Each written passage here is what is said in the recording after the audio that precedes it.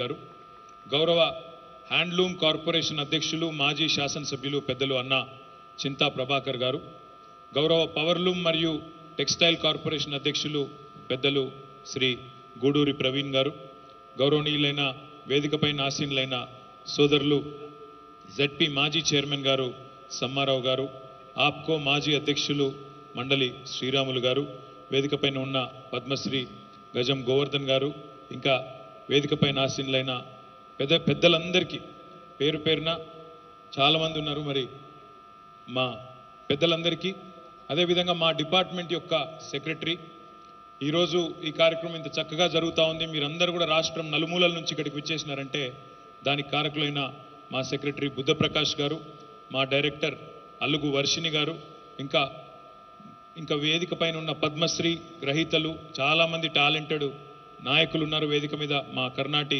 విద్యాసాగర్ ఉన్నాడు, కర్ణాటి శ్రీనివాస్ గారు ఉన్నారు, ఇంకా పెద్దలు చాలామంది ఉన్నారు వేదిక మీద, మా శివ ఉన్నారు, ఇంకా చాలామంది ఉన్నారు. వారందరికీ, వేదిక ముందున్న పాత్రికేయ మిత్రులకు, అందరికంటే ముఖ్యంగా ఈరోజు రాష్ట్రం నలుమూలల నుండి తరలి వచ్చి, మరి పెద్దలు ఎప్పుడు రమణ గారు నాకు కలిసినప్పుడు చెప్తుంటారు, నరాలనే పోగులుగా చేసి రక్తాన్ని రసాయనంగా రంగరించి అద్భుతమైన నాగరికతను మనిషికి నేర్పిన మా నేతన్నలందరికీ కూడా పేరు పేరున హృదయపూర్వకంగా స్వాగతం, సుస్వాగతం. జాతీయ చేనేత దినోత్సవ శుభాకాంక్షలు మీ అందరికీ కూడా హృదయపూర్వకంగా తెలియజేస్తా ఉన్నాం. గౌరవ ముఖ్యమంత్రి కేసీఆర్ గారి నాయకత్వంలో తెలంగాణ రాష్ట్రంలోని చేనేత కావచ్చు, నేత కావచ్చు, మరనేత కావచ్చు, అన్ని రంగాల కార్మికులకి లాభం జరగాల, కుల వృత్తులను బతికించుకోవాలా, చేతి వృత్తులను బతికించుకోవాలన్న ఉద్దేశంతో చాలా పెద్ద ఎత్తున గత 9 సంవత్సరాలుగా వివిధ కార్యక్రమాలు తీసుకున్నాం. వాటిలో కొన్నిటిని నేను మీతో ప్రస్తావించే ప్రయత్నం చేస్తాను. వాటిలో ఉన్న కొన్ని లోపాలను సవరించి కొత్తగా ఏ రకంగా తీసుకొస్తున్నామో కూడా మీకు చెప్పే ప్రయత్నం చేస్తాను. మీ అందరికీ తెలుసు, ఒకవైపేమో కేంద్రంలో ఉన్న ప్రభుత్వం ఉన్న వాటినన్నీ ఎత్తేసే ప్రయత్నం చేస్తూ ఉంది. జిఎస్టీ మీద, మన చేనేత మీద 5% జిఎస్టీ వేసిన మొట్టమొదటి ప్రధానమంత్రి గౌరవనీయులు నరేంద్ర మోడీ గారు. మరి ఇంతకంటే దుర్మార్గం ఇదివరకు ఏ ప్రధానమంత్రి చేయలేదు. హ్యాండ్లూమ్ బోర్డు రద్దు చేసినారు, పవర్లూమ్ బోర్డు రద్దు, హ్యాండీక్రాఫ్ట్ బోర్డు రద్దు, మహాత్మా గాంధీ బీమా బంకర్ యోజన రద్దు. ఈ రకంగా మొత్తం కేంద్ర ప్రభుత్వంలో ఉన్న ఐసిఐసిఐ లొంబార్డ్ ఇన్సూరెన్స్ స్కీమ్ రద్దు, అన్ని కూడా రద్దు చేసి వాళ్ళేమో చేనేత వద్దు అన్నీ రద్దు అనే పద్ధతిలో వాళ్ళు పోతా ఉన్నారు. కానీ కేసీఆర్ గారి నాయకత్వంలో మన రాష్ట్రంలో మాత్రం స్కిల్ డెవలప్మెంట్ మాత్రమే కాదు, ఆల్రెడీ డెవలప్ అయి ఉన్న స్కిల్ దాన్ని కూడా పొందుపరచుకోవాలా, దాన్ని కూడా పదిలపరచుకోవాలా, పటిష్టపరచుకోవాలన్న ఉద్దేశంతో కొత్త కార్యక్రమాలు తీసుకుంటా ఉన్నాం. కేసీఆర్ గారు ఎప్పుడు ఒక మాట అంటుంటారు మాతో, టాటాలు మాత్రమే కాదు తాతల నాటి కుల వృత్తులను కూడా ఆదరించినప్పుడే సమాజం బాగుపడుతుంది అనే మాట పెద్దలు మన ముఖ్యమంత్రి కేసీఆర్ గారు ఎప్పుడు చెప్తా ఉంటారు. ఆయన స్వయంగా దుబ్బాకలో చదువుకున్న వ్యక్తి, ఒక పద్మశాలి సోదరుడు ఇంట్లో ఉండి అక్కడే చదువుకున్న వ్యక్తి కేసీఆర్ గారు. కాబట్టి మగ్గమేందో, మగ్గం చుట్టూ అల్లుకున్న జీవితం ఏందో బహుశా కేసీఆర్ గారికి తెలిసినంతగా గతంలో పనిచేసిన ఏ ముఖ్యమంత్రికి కూడా తెలియదు అంటే అది అతిశయోక్తి కాదు. అందుకే వారి ఆధ్వర్యంలో చాలా కొత్త కార్యక్రమాలు తీసుకొచ్చినాం. అందులో ముఖ్యమైనవి, నేతన్నలకు 50% సబ్సిడీ ఇస్తూ నూలు రసాయనాలను తీసుకొచ్చిన చేనేత మిత్ర అనే కార్యక్రమం, అదేవిధంగా మీకోసం తీసుకొచ్చిన నేతన్నకు చేయూత అనే కార్యక్రమం, పొదుపు కార్యక్రమం, సేవింగ్స్ కార్యక్రమం, దాంతోపాటు ఇంకా చాలా కార్యక్రమాలు తీసుకొచ్చినాం. కానీ వాటిల్లో కొన్ని లోపాలు ఉన్నాయి, సవరించండి, మాకు లాభం చేయండి అని మీరు గతంలో ఇదే హాల్లో మీటింగ్ జరిగినప్పుడు ఆనాడు మీరు మాకు విజ్ఞప్తి చేయడం జరిగింది. దానికి అనుగుణంగా కొన్ని నిర్ణయాలు తీసుకున్నాం. వాటిని నేను మీకు వివరించే ప్రయత్నం చేస్తాను. మీరేం చెప్పినారు నాకంటే, ఆనాడు ఈ చేనేత మిత్ర అనే పథకంలో మీరు అంటున్నారు 50% సబ్సిడీ ఇస్తున్నాం అంటున్నారు, కానీ దానిలో మాకు డబ్బులు టైంకి వస్తలేవు. ఎందుకంటే ఆ ఇన్వాయిస్లు అప్లోడ్ చేసుడు, అదేవిధంగా ఎన్హెచ్డిసి ద్వారా కానీ ఎన్హెచ్డిసి డిపోల ద్వారా కానీ కొనుగోలు చేయాలనే కండిషన్ పెట్టడం, దీనివల్ల మేము ఇన్వాయిస్లు సమర్పించలేకపోతున్నాం. మీరెవరికైతే లాభం జరగాలని కార్యక్రమం పెట్టినరో కార్మికులకు మాకు వస్తలేదు, మాకు డైరెక్ట్గా సబ్సిడీ ఇవ్వండి అనే మాట మీరు కోరడం జరిగింది. మీ కోరికను మన్నిస్తూ ఈరోజు నేను ప్రకటిస్తా ఉన్నాను, ఈ చేనేత దినోత్సవం నాడు మనం ఈ రాబోయే నెల నుంచి, అంటే ఈ ఆగస్టు సెప్టెంబర్ నెల నుంచే ప్రతి కార్మికునికి, ప్రతి మగ్గానికి నెలకు 3,000 రూపాయల చొప్పున డైరెక్ట్గా మీ అకౌంట్లో జమ అయ్యే విధంగా ఈ పథకాన్ని మార్పు చేయడం జరిగింది. ఇది మీ కోరిక మేరకు, మీకు విజ్ఞప్తి మేరకే. ఎందుకంటే మొదలు కట్టుడు తర్వాత తెచ్చుకునుడు ఇది అయ్యే పని కాదు అని మీరే చెప్పినారు. నెలకు 3,000 రూపాయల చొప్పున దీని వెంటనే స్టార్ట్ చేస్తున్నామనే మాట కూడా వృత్తిలో ఉన్న ప్రతి ఒక్కరికి దీనివల్ల తప్పకుండా లాభం జరుగుతుంది. దీన్ని విస్తృతంగా ప్రచారం చేయాలని చెప్పి కూడా మిత్రులందరినీ కూడా నేను మీ చప్పట్ల మధ్యన మా డిపార్ట్మెంట్ రూపొందించింది, వారికి కూడా ధన్యవాదాలు చెప్పాలి. నేతన్నకు బీమా ఈ దేశంలో ఏ ముఖ్యమంత్రికి కూడా ఆలోచన రాలే. రైతు బీమా చేయాలి, రైతు కుటుంబం రోడ్డున పడకుండా ఆ కుటుంబానికి ఒక ధీమాని ఇవ్వాలి అనే ఆలోచన ముఖ్యమంత్రికి రాలే. మన ముఖ్యమంత్రి కేసీఆర్ గారు రాష్ట్రంలో ఉన్న 40 లక్షల పైచిలకు రైతు కుటుంబాలకు వారు ఒక్క రూపాయి కట్టే అవసరం లేకుండా రైతు బీమా కార్యక్రమం తీసుకొచ్చింది. అది చూసిన తర్వాత ఈరోజు మా నేతన్నలు అడిగినారు, అన్నా వ్యవసాయం తర్వాత అంతమంది ఆధారపడే వృత్తి మాది, వ్యవసాయం తర్వాత ఈ దేశంలో అంత ఎక్కువ మంది నిమగ్నమై పనిచేసేది నేత వృత్తి, మరి మా సంగతి ఏంది అని అడిగింది. అంటే వెంటనే ముఖ్యమంత్రి గారు నన్ను, మా రమణ గారిని, మమ్మల్ని అందరినీ కూడా పిలిపించి, మా అధికారులను పిలిపించి బీమా కార్యక్రమం స్టార్ట్ చేయండి నేతన్నకు కూడా అని చెప్తే 5 లక్షల రూపాయల చొప్పున నేతన్నకు బీమాను స్టార్ట్ చేసినాం. కానీ దాంతో మీకు సంతృప్తి రాలే. ఏమన్నారు మీరు? ఇది బాగానే ఉంది కానీ 59 ఏళ్ల వరకే వస్తున్నది, మా వాళ్ళేమో 75 ఏళ్ల దాకా పనిచేస్తుండ్రు, మా సంగతి ఏంది, మరి పెద్దోళ్ళ సంగతి ఏంది, ఎవరికైతే అవసరమో వాళ్ళకే వస్తలేదు కదా అన్నారు. అందుకే ఏం చేసినామంటే ఎల్ఐసిని పిలిచినాం, మాట్లాడినాం. వాళ్ళు మేము చేయలేము 60 ఏళ్ళు దాటితే వాళ్ళు అన్నారు. అందుకే మేము ఒక నిర్ణయం ఏం తీసుకున్నామంటే ఏదైతే మన కార్యక్రమం ఉందో నేతన్నకు చేయూత అనే కార్యక్రమం, థ్రిఫ్ట్ కార్యక్రమం ఏదైతే ఉందో ఆ థ్రిఫ్ట్కు లింకు చేసి రాష్ట్రంలో ఎవరైతే 59 ఏళ్ల పైబడ్డ నేతన్న ఉన్నారో 59 నుంచి 75 ఏళ్ల వరకు ఉన్న నేతన్నలకు కూడా ఆ థ్రిఫ్ట్ కార్యక్రమంతో లింకు చేసి ప్రభుత్వమే నేరుగా మీకు ఇన్సూరెన్స్ ఇచ్చే విధంగా, మీకు బీమా ఇచ్చే విధంగా కొత్త కార్యక్రమాన్ని కూడా తీసుకున్నాం. గట్టిగా మీ చప్పట్లతో మా అధికారులకు ధన్యవాదాలు చెప్పాలని చెప్పి నేను కోరుతా ఉన్నా. ఇది కూడా చాలా అవుతుంది. ఆనంద్ భాస్కర్ గారు అన్నారు అన్వేషించండి అన్నారు. సార్ అన్వేషించడం ఈరోజే ప్రకటన కూడా చేస్తా ఉన్నాం, మీరు కూడా తప్పకుండా అభినందిస్తారని చెప్పి నేను ఆశిస్తా ఉన్నా. అది మాత్రమే కాదు, మీరు గతంలో ఇదే వేదిక ద్వారా నాకు చెప్పినారు ఐసిఐసిఐ లోంబార్డ్ ఇన్సూరెన్స్ ఉండే మాకు, ఇక్కడంటే ఆరోగ్యశ్రీ ఉన్నది, ఆరోగ్యశ్రీ ఏమో ఇన్ పేషెంట్ సేవలకు అంటే హాస్పిటల్ దాఖలైతే అది పైసలు అందుతాయి, అందులో 5 లక్షల దాకా వస్తాయి. కానీ అవుట్ పేషెంట్కు మాకు ఇదివరకు ఉండే, మరి ఆడికి పోతే 12,500 రూపాయలు వస్తుండే మాకు ఐసిఐసిఐ లొంబార్డ్తోనని చెప్పింది. నేను మా అధికారులకు చెప్పిన అదే ఐసిఐసిఐ లొంబార్డ్ ఏదైతే కేంద్రం రద్దు చేసిందో వాళ్ళనే పిలవండి, వాళ్ళతోనే మాట్లాడండి, కేంద్రం రద్దు చేసినా మనం చాలు చేద్దామని చెప్పినాం. వాళ్ళని పిలిచినాం, మాట్లాడితే వాళ్ళు కూడా మేము చేయలేము, మరి ఒక రాష్ట్రం కోసం అంటే కష్టం అని వాళ్ళు అన్నారు. అయితే కూడా మేము వదిలిపెట్టకుండా మేము ఇతరులతో మాట్లాడి ఈరోజు ప్రకటిస్తా ఉన్నాము. మరి చేనేత హెల్త్ కార్డులు డిక్లేర్ చేస్తా ఉన్నాం. ఇదివరకు మీకు 15,000 రూపాయలు వచ్చేది, ఇప్పుడు 25,000 రూపాయలు వస్తుంది. ఇదివరకు మీకు అవుట్ పేషెంట్ సేవలకు మీకు 15,000 మాత్రమే ఐసిఐసిఐ లొంబార్డ్ ద్వారా వచ్చేది, ఇప్పుడు 25,000 రూపాయలు అందుతుంది ఈ చేనేత హెల్త్ కార్డు ద్వారా అని చెప్పి కూడా నేను మీకు ఈరోజు విజ్ఞప్తి చేస్తా ఉన్నా. దీనివల్ల మీకు వచ్చే లాభం ఏంటి అంటే ముఖ్యంగా మా అధికారులు ఎంత సునిశ్చితంగా ఎంత లోతుగా ఆలోచించారు అంటే, ఒక నేతన్న ముఖ్యంగా వృత్తిలో ఉన్న వాళ్ళు మీకు సహజంగా వచ్చే ఇబ్బందులు ఏంది, ఈ డెర్మటాలజీకి సంబంధించిన ఇబ్బందులు వస్తాయి. ఆ రసాయనాలు వాడడం వల్ల విస్తృతంగా చేతికి రకరకాల చర్మ వ్యాధులు వచ్చే అవకాశం ఉంటుంది. వాటితో పాటు వాటిని పీల్చడం వల్ల టీబీ లాంటి వ్యాధులు వచ్చే అవకాశం ఉంటుంది. అందుకే ఏమనుకున్నామంటే ఈ మొత్తాన్ని పెంచడంతో పాటు ఓపీడీ సేవలు కూడా అందించాలన్న ఉద్దేశంతో స్పెషలైజ్డ్ కొన్ని అడిషనల్ వ్యాధులను కూడా ఇందులో చేరుస్తూ మరి ఈ కొత్త చేనేత హెల్త్ కార్డు కూడా తీసుకొని వస్తూ ఉన్నాం. దాంతోపాటు మరొక ముఖ్యమైన మాట, ఈరోజు రాష్ట్రంలో ఒకవైపు పవర్ లూమ్ అప్గ్రేడేషన్ జరుగుతూ ఉంది, కానీ మరి ఇప్పుడిప్పుడు ఒకవైపు అంతరించిపోతున్న ఈ కళను ఆదుకోవాలి అంటే, కాపాడుకోవాలి అంటే తప్పకుండా మనం కూడా ఆధునికీకరణ వైపు ప్రయాణం చేయాల్సిన అవసరం ఉంది.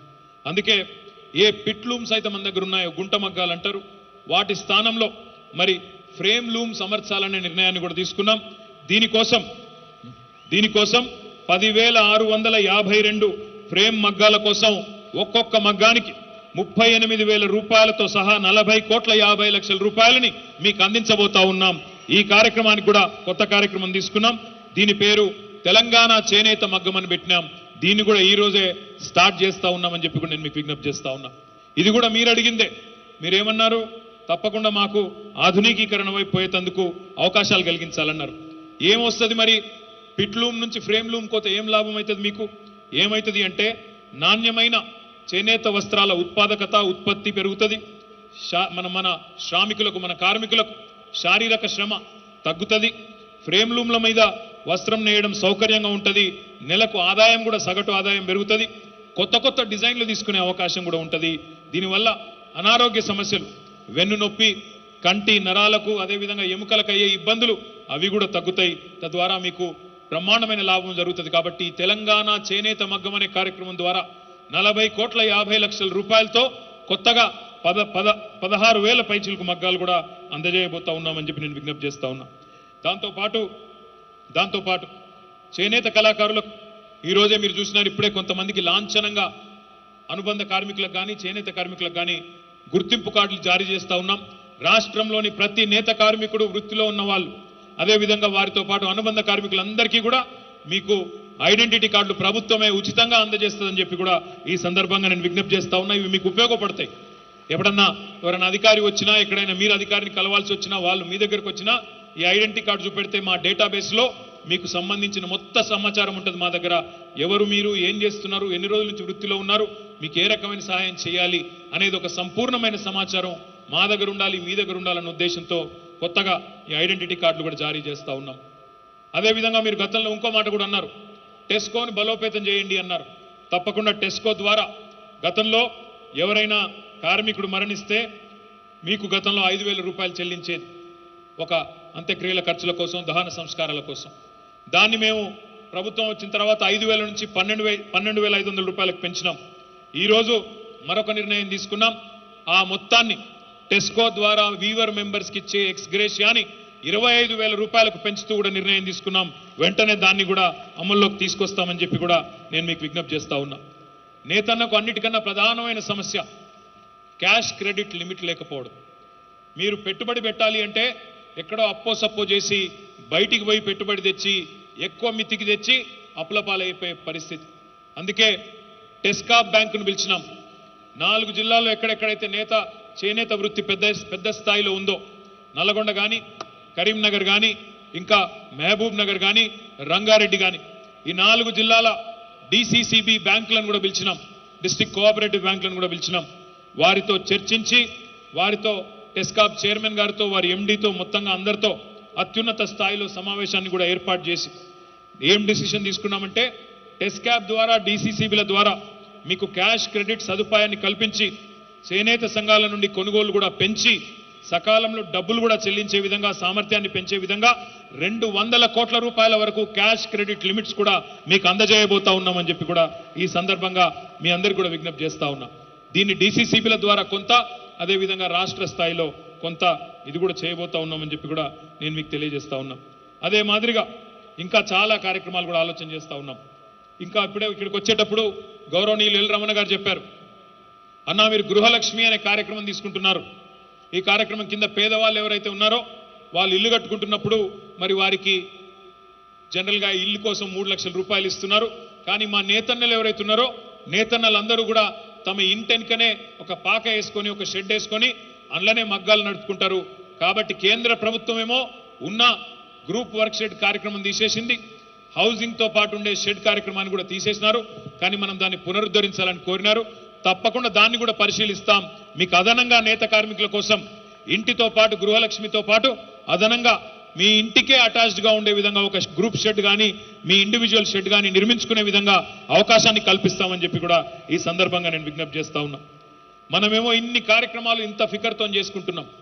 కాపాడాలని చెప్పి, మన వృత్తిని కాపాడాలని చెప్పి ప్రయత్నం చేస్తూ ఉన్నాం. ఎక్కడి నుంచి వచ్చింది ఈ ఆలోచన? ముఖ్యమంత్రికి ఏదో నిన్ననో మొన్ననో కలబడ్డది కాదు ఈ ఆలోచన. 2001లో, ఈ రోజు కాదు, ఆ రోజు కాదు, భూదాన్ పోచంపల్లిలో ఆనాడు ఒకటే వారంలో 7 మంది ఆనాడు నేత కార్మికులు మరణిస్తే స్వయంగా నేటి ముఖ్యమంత్రి, నాటి ఉద్యమ నాయకుడు కేసీఆర్ గారు జోలెబట్టి నల్గొండ జిల్లాలోని పోచంపల్లిలో ఆనాడు ఇల్లు తిరిగి విరాళాలు సేకరించి ఆ 7 కుటుంబాలకు కూడా ఆనాడు మా పార్టీ తరఫున 50,000 రూపాయల చొప్పున ఒక్కొక్కరికి అందించి ఆ కుటుంబాన్ని కడుపులో పెట్టుకొని చూసుకోవడమే కాకుండా ఆ రోజే ఒక మాట ఇచ్చింది, సిరిసిల్లలో ఉన్న నేతన్న కావచ్చు, పోచంపల్లిలో ఉన్న నేతన్న కావచ్చు, నారాయణపేట, గద్వాల, కొత్తకోట, కమలాపురం, మా పుట్టపాక, కొయ్యలగూడెం, ఎక్కడెక్కడ ఉన్న నేతన్నలు, రాష్ట్ర వ్యాప్తంగా ఉన్న నేతన్నలందరికీ ఆ రోజు ముఖ్యమంత్రి చెప్పింది ఒకటే, తెలంగాణ వస్తుంది, వచ్చిన తర్వాత మిమ్మల్ని నేను కాపాడుకుంటా, తప్పకుండా మీరు జీవితం మీద ఆశ వదులుకోవద్దు, ఈ పని విధానాన్ని వదులుకోవద్దని చెప్పినారు. ఇచ్చిన మాట ప్రకారమే ఈరోజు బడ్జెట్ మొత్తం పెంచడమే కాకుండా, చేనేత దినోత్సవాన్ని జరపడమే కాకుండా, వృత్తిపరంగా ప్రోత్సాహకాలు ఇవ్వడమే కాకుండా, మీ నైపుణ్యానికి కొండా లక్ష్మణ్ బాపూజీ గారి పేరు మీద పెట్టిన పురస్కారాలు ఇచ్చి ప్రోత్సాహకాలు ఇవ్వడమే కాకుండా ఇన్ని రకాల కార్యక్రమాలు తీసుకొని, కరోనా సమయంలో మీ అందరు గుర్తుండాల, ఆనాడు నేతన్నకు చేయూత కార్యక్రమం ద్వారా మీరు వచ్చి విజ్ఞప్తి చేసినారు నాకు, అన్నా మరి మేము థ్రిఫ్ట్ పథకంలో మేము ₹1 పెడితే ప్రభుత్వం ₹2 ఇచ్చింది, కానీ ఇంకా మెచ్యూరిటీ నిండలేదు, కానీ ఇప్పుడు డబ్బులు అవసరం పడుతున్నది, వృత్తి బంద్ అయింది, కొనేటోడు లేడు, మరి ఇప్పుడు నడుపుదామంటే, ఇల్లు నడుపుదామంటే పైసలు లేవు, కాబట్టి మీరు వెంటనే రిలీజ్ చేయాలని చెప్పింది. మెచ్యూరిటీ తీరకపోయినా నిండకపోయినా ఇంకా 4 నెలలు ఉండంగానే ముఖ్యమంత్రి గారు ఒకటే మాట చెప్పినారు, ఆ పైసలు బ్యాంకులో ఉండి ఏం చేస్తాయి, నేతన్నల చేతుల్లో పెట్టండి అంటే ₹100 కోట్ల ఆనాడు 36,000 కుటుంబాలకు లాభం జరిగే విధంగా మెచ్యూరిటీ నిండకుండానే మీ చేతిలో పెట్టినాం. మళ్ళీ తిరిగి ఆ థ్రిఫ్ట్ పథకాన్ని కూడా ప్రారంభించినాం, దాన్ని కూడా బలంగా ముందుకు తీసుకొని పోతాం. ఈ రకంగా అన్ని రకాలుగా మిమ్మల్ని కాపాడుకుంటూ, అది మా సిద్దిపేట దుబ్బాక నేతన్నలు కావచ్చు, మా కమలాపురం నేతన్నలు కావచ్చు, టసర్ సిల్క్ నేసే మా మహాదేవ్పూర్ నేతన్నలు కావచ్చు, లేదా రాష్ట్రంలోని ఏ మారుమూల పల్లెలో ఉన్న నేతన్న కావచ్చు, మా కొడకన్లలో కూడా ఒక హ్యాండ్లూమ్ పార్క్ పెట్టబోతా ఉన్నాం, అదేవిధంగా ఇంకా విస్తరించే ప్రయత్నం చేస్తూ ఉన్నాం. ఒకవైపు కాకతీయ మెగా టెక్స్టైల్ పార్క్ పేరిట దేశానికే ఆదర్శంగా అతి పెద్ద టెక్స్టైల్ పార్క్ భారతదేశంలోనే మనం 2017వ సంవత్సరంలోనే అక్కడ ఏర్పాటు చేసుకున్నాం. ఎన్నడో వరంగల్ వదిలిపెట్టి, కొడకండ్ల వదిలిపెట్టి, మా ఆనంద్ భాస్కర్ గారు ఊరు వదిలిపెట్టి సూరత్ పోయి అక్కడ స్థిరపడ్డ నేతన్నలు ఎవరైతున్నారో వారందరికీ కూడా ఈరోజు తిరిగి వచ్చే విధంగా మడికొండలో, వరంగల్లో కొత్త యూనిట్లు పెట్టించినాం. ఒక పేపర్ రాసింది, నాకెంత సంతోషం అనిపించిందంటే ఆ వార్త చూస్తే, ముఖ్యమంత్రి గారు స్వయంగా వాళ్ళందరినీ పిలిచినారు, సూరత్లో స్థిరపడ్డ మా నేతన్నలను, ఇక్కడికి వెళ్ళిపోయి ఆడున్నోళ్ళను పిలిచి కూర్చోబెట్టి భోజనం పెట్టి 4 గంటలు కూర్చున్నాడు వాళ్ళతోని. కూర్చొని అడిగింది, ఏం చేస్తే మీరు వాపసు వస్తారన్నారు. అంటే సార్ మాకు ఉపాధి కల్పించండి, మమ్మల్ని తీసుకురండి, మాకు కొంత ప్రోత్సాహకం ఇవ్వండి అంటే వారు చెప్పిన విధంగా ఇవ్వడం జరిగింది. ఒక పత్రిక రాసింది, మడికొండ పోయి అక్కడ ఉన్న పరిస్థితి చూసి, శ్రామికులుగా తెలంగాణ విడిచిపెట్టి పోయినరు, కానీ పారిశ్రామికులుగా తిరిగి వచ్చిండ్రు అనే వార్త చూసినాక నిజంగా హృదయం సంతోషంతో ఉప్పొంగిందనే మాట కూడా ఈ సందర్భంగా విజ్ఞప్తి చేస్తా ఉన్నా. ఇవాళ మీరు తీసుకొచ్చే కొత్త కొత్త డిజైన్లు, మీరు తీసుకొచ్చే కొత్త కొత్త ఆలోచనలు, ఆవిష్కరణలకు ఒక వేదిక ఉండాలన్న ఉద్దేశంతో ఉప్పల్ బగాయత్లో శిల్పారామం ఏదైతే మనకు ఉన్నదో అక్కడ బ్రహ్మాండంగా ఈరోజు ఉదయమే ఒక కన్వెన్షన్ సెంటరు, ఒక ఎక్స్పో, అక్కడ మొత్తంగా మీ వస్త్రాలు ఎప్పటికప్పుడు సంవత్సరం పొడుగుతా హైదరాబాద్కు ఎవరొచ్చినా దాని ఎగ్జిబిషన్ కూడా ఉండే విధంగా, శాశ్వతంగా ఉండే విధంగా ఒక కేంద్రాన్ని కూడా ఏర్పాటు చేస్తున్నాం. దానికి ఉదయమే శంకుస్థాపన చేసినామని చెప్పి కూడా ఈ సందర్భంగా నేను మీకు విజ్ఞప్తి చేస్తా ఉన్నా. అది మాత్రమే కాదు, నాకు గజం గోవర్ధన్ గారు పిలిస్తే, అన్నా నేను మ్యూజియం పెట్టినా మీరు రావాలి అని చెప్పాను. నేను పోయినా, అన్న పాపం తన సొంత డబ్బులతో పెద్ద మనిషి తన ఇంటి మీద ఒక చిన్న స్థలాన్ని ప్రత్యేకంగా ఏర్పాటు చేసి గడ్డి అన్నారంలో ప్రోగ్రాం పెడితే నేను పోయినా, ఇనాగ్రేట్ చేసి వచ్చిన. ఆ రోజే ఆలోచన వచ్చింది మా వాళ్ళకి, చెప్పిన అధికారులకు, ఎవరు హైదరాబాద్కి వచ్చినా జాతీయ పర్యాటకులు కానీ, ఇతర రాష్ట్రాల వాళ్ళు కానీ, అంతర్జాతీయ పర్యాటకులు కానీ మన వైభవం వాళ్ళకు చూపెట్టే విధంగా ఒక హ్యాండ్లూమ్ మ్యూజియం పెడతామని చెప్పినాను. ఈ రోజు దానికి శంకుస్థాపన కూడా చేసినాం. అద్భుతమైన హ్యాండ్లూమ్ మ్యూజియం, తెలంగాణ నేతన్న నైపుణ్యం దేశమే అబ్బురపడి చూసే విధంగా హ్యాండ్లూమ్ మ్యూజియంను కూడా ఏర్పాటు చేస్తా ఉన్నాం. హ్యాండ్లూమ్ ఎక్స్పోను కూడా ఏర్పాటు చేస్తా ఉన్నాం. ఒక కన్వెన్షన్ సెంటర్ను కూడా ఏర్పాటు చేస్తా ఉన్నాం. శిల్పారామానికి అనుసంధానం చేయడం వల్ల శిల్పారామానికి వచ్చే ప్రతి పర్యాటకురాలు మన నేతన్నల ఉత్పత్తులు కూడా కొనే అవకాశం ఉంటుంది కాబట్టి ఆ కార్యక్రమం కూడా చేస్తా ఉన్నాం. మా అధికారులకు ఆదేశాలు ఇచ్చిన నేను, నేతన్నలకు మనం మరింత మార్కెటింగ్ చేయాలి అని చెప్పి ప్రయత్నం చేస్తా ఉన్నాం. నేను ఎక్కడ పోయినా ప్రపంచంలో అక్కడ మన చేనేత వస్త్రాలే తీసుకపోతా, చేనేత ఉత్పత్తులే తీసుకపోతా, వాళ్ళందరికీ నేను శాల్వాలు కప్తా ఉంటా, మీరు చూసే ఉంటారు ఫోటోల్లో. అది మన పోచంపల్లి ఇక్కత్ కావచ్చు, లేదా ఇతర సిల్క్ ఉత్పత్తులు కావచ్చు, చేనేత ఉత్పత్తులు మాత్రమే నేను తీసుకొని పోతా ఉంటాను. కానీ ఇంకా పెంచాలి, మార్కెటింగ్ చేయాలి అనే ప్రయత్నం కూడా చేస్తూ ఉన్నాం. అందులో భాగంగా 2 పనులు చేస్తూ ఉన్నాం. పోచంపల్లి హ్యాండ్లూమ్ పార్క్ ఉండేది ఇదివరకు. పోచంపల్లి హ్యాండ్లూమ్ పార్క్ ప్రైవేట్ వాళ్ళు పెట్టినారు, కానీ అనుకోకుండా అది దివాలా తీసింది, మూతపడ్డది. నేను కూడా గతంలో ఒకసారి సందర్శించిన, అక్కడ ఉండే పోచంపల్లిలో ఉండే నేతన్నలతో మాట్లాడినా. మా స్థానిక శాసనసభ్యులు గౌరవనీయులు శేఖర్ రెడ్డి గారు కూడా 2-3 సార్లు వచ్చి, అన్న మా పోచంపల్లి కార్మికులకు ఏదైనా చేయాలి అని ప్రత్యేకంగా అడిగిండు. అడిగితే మొన్న మా అధికారులను ఆదేశించి వాళ్ళెవరో ప్రైవేట్ వాళ్ళు తీసుకోవడం ఏంది, ప్రభుత్వంగా మనమే తీసుకుందామని చెప్పి 12.5 కోట్ల రూపాయలతో ఆ పోచంపల్లి హ్యాండ్లూమ్ పార్కును కూడా ప్రభుత్వమే, తెలంగాణ ప్రభుత్వమే తీసుకున్నది. దాన్ని పూర్తి స్థాయిలో నేతన్నలకు ఉపాధి అవకాశాలు పెంచే విధంగా దాన్ని కూడా ముందుకు తీసుకొని పోతామని విజ్ఞప్తి చేస్తా ఉన్నా. తెలంగాణలోని ప్రతి బస్ స్టాండులో, ప్రతి రైల్వే స్టేషన్లో కూడా చేనేత స్టాళ్లు ఏర్పాటు చేస్తాం, మీకు మరింత మార్కెటింగ్ అవకాశాలు కూడా పెంచే విధంగా కూడా కృషి చేస్తామని చెప్పి కూడా నేను విజ్ఞప్తి చేస్తా ఉన్నా.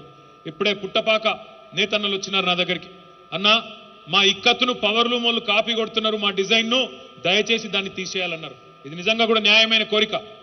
అట్లా మీరు కష్టపడి తీసుకొచ్చిన డిజైన్ పవర్లూమ్లో కాపీ కొడితే మీ పొట్టగొట్టినట్టు అవుతుంది. కాబట్టి దాని మీద కూడా తప్పకుండా చర్యలు తీసుకుంటాం. వెంటనే ఎవరైనా పని చేస్తే ఆ డిజైన్ తొలగించడమే కాదు, ఎవరైనా పని చేస్తే కేసులు పెట్టే విధంగా కూడా కార్యాచరణ చేస్తామని చెప్పి కూడా ఈ సందర్భంగా విజ్ఞప్తి చేస్తా ఉన్నా. ఈ రకంగా ఈరోజు 9 ముఖ్యమైన కార్యక్రమాలు, తెలంగాణ నేతన్న హెల్త్ కార్డుతో పాటు, తెలంగాణ చేనేత మగ్గంతో పాటు, సరళీకృతం చేసిన బీమా సౌకర్యంతో పాటు చేనేత మ్యూజియము, హ్యాండీక్రాఫ్ట్స్ మన చేనేత మ్యూజియము, మీ convention centre, expo, Pochampally handloom పార్కును కొనుగోలు చేయడం, కొత్తగా ఐడెంటిటీ కార్డులు ఇవ్వడం, బీమా సౌకర్యాన్ని విస్తరించడం, ఇవన్నీ కార్యక్రమాలు కూడా తీసుకొని ముందుకు పోతా ఉన్నాం. భవిష్యత్తులో నాకైతే విశ్వాసం ఉంది, ఇప్పుడున్న కేంద్ర ప్రభుత్వం వాళ్ళకు నేతల గురించి తెలియదు, నేతన్నల గురించి అంతకంటే తెలియదు. అందుకే మేము ఆశిస్తున్నది, ఊహిస్తున్నది ఏంది అంటే తప్పకుండా భవిష్యత్తులో కూడా సంకీర్ణ ప్రభుత్వం కేంద్రంలో కూడా వస్తుంది. తిరిగి తప్పకుండా ఇక్కడ రాష్ట్రంలో కేసీఆర్ గారే మళ్ళీ ముఖ్యమంత్రి అవుతారు, అందులో నాకైతే ఏ అనుమానం కూడా లేదు. తప్పకుండా కేంద్రంలో కూడా సంకీర్ణ ప్రభుత్వం వస్తుంది. ఆ సంకీర్ణ ప్రభుత్వంలో తప్పకుండా మన పాత్ర ఉంటుంది. ఎందుకు ఉండాలి అంటే రేపటి రోజున తెలంగాణలో ఒక Indian institute of handloom technology ఏర్పాటు కావాలి అంటే మన ప్రభుత్వం ఉండాలి. నేషనల్ టెక్స్టైల్ రీసెర్చ్ ఇన్స్టిట్యూట్ ఏర్పాటు కావాలి తెలంగాణలో అంటే కేంద్రంలో మన పాత్ర ఉండాలి. కేంద్రం నుంచి కూడా అదనంగా డబ్బులు తెచ్చుకోవాలి. అక్కడున్న కార్యక్రమాలను కూడా మరింత విస్తరించి మన నేతన్నలకు, మన కార్మికులకు లాభమయ్యే విధంగా చూసుకోవాలి. వాళ్ళు రద్దు చేసిన వాటన్నిటిని కూడా తిరిగి ప్రారంభించాలా. అన్ని రకాలుగా హౌస్ కమ్ వర్క్ షెడ్ లాంటి కార్యక్రమాలను కూడా విస్తృతం చేయాలి.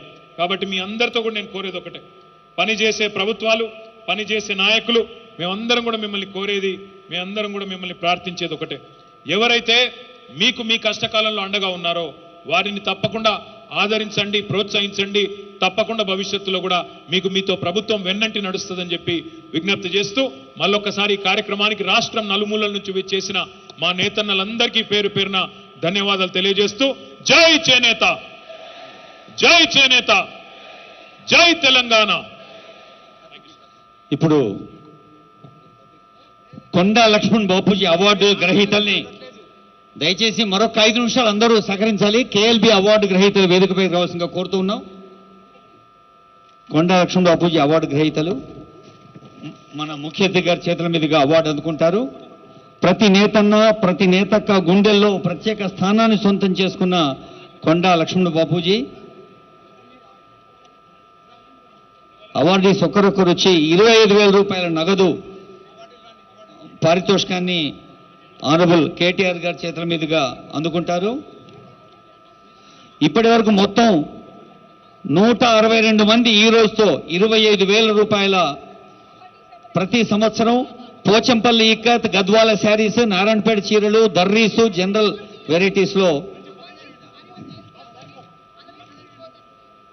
దయచేసి అవార్డీస్ పిలిచిన వాళ్ళు మాత్రమే రావాలి. పి శిరీష, తర్వాత అక్కల శాంతారాం, దర్జీ వీరేష్, మాడుగుండి వెంకటేశ్వర్లు, బి గోపాలకృష్ణ, ఖదీరా బాను, వీరంతా తెలంగాణ రాష్ట్ర వ్యాప్తంగా అన్ని చోట్ల నుంచి వచ్చారు.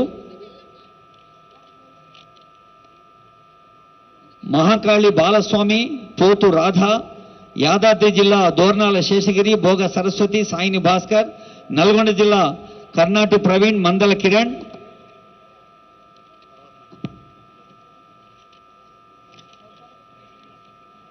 తర్వాత చిలుకూరి కృష్ణయ్య, కోట జానకిరాములు, చిలుకూరి వీరేశం, వరంగల్ జిల్లా కందకట్ల రమేష్, నామని రవీందర్, జయశంకర్, భూపాలపల్లి జిల్లా గొర్రె హరిశంకర్, హన్మకొండ జిల్లా సబ్బని సునీత, మహబూబ్నగర్ జిల్లా దామాయపల్లి మంజుల, నారాయణపేట జిల్లా గంజి మణెమ్మ, సిద్దిపేట జిల్లా గంజి లింగం, గాలిపల్లి గోవర్ధన్. మొత్తం తెలంగాణ రాష్ట్ర వ్యాప్తంగా అన్ని జిల్లాలు వచ్చాయి. తర్వాత చిప్ప పెంటయ్య గారు, కరీంనగర్ జిల్లా చిల్లగాని సత్తయ్య, రాజన్న సిరిసిల్ల జిల్లా కొండ చంద్రశేఖర్, జనగామ పెద్ది నిఖిల, రంగారెడ్డి చేరుపల్లి రవితేజ,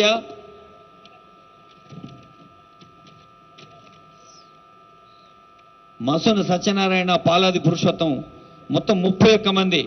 ఇప్పటికీ తెలంగాణ రాష్ట్ర ప్రభుత్వం 162 మందికి కొండా లక్ష్మణ్ బాపూజీ అవార్డులతో పారితోషికంతో సత్కరించింది. కొండా లక్ష్మణ్ బాపూజీ ఈరోజు తెలంగాణ రాష్ట్ర వ్యాప్తంగా ఆనంద జనదృశ్యం అంటే కొండా వారి జలదృశ్యానికి అనుబంధం తెలుసు.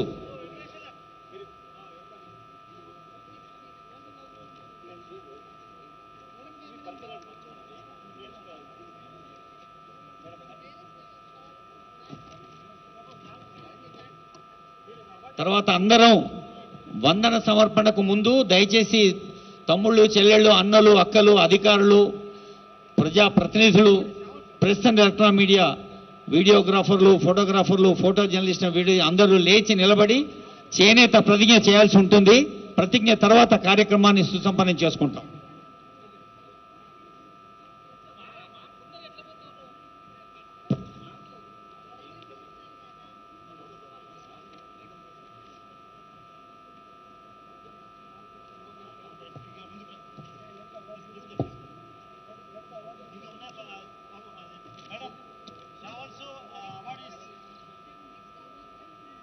ఇందాక గౌరవ మంత్రివర్యులు శ్రీనివాస్ గౌడ్ గారు నేతన్న, గీతన్న, రైతన్న అన్నారు. నిజంగానే తెలంగాణ రాష్ట్ర వ్యాప్తంగా